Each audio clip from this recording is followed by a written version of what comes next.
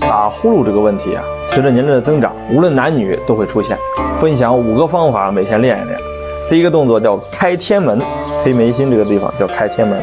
第二个动作是推坎宫，眉毛上这个地方我们叫坎宫。第3个动作是搓鼻子啊。第4个动作是揉迎香。第5个动作是拍脑门。每天睡前10分钟练练这个动作，1个月以后，你看看自己打呼噜的情况有没有好一些。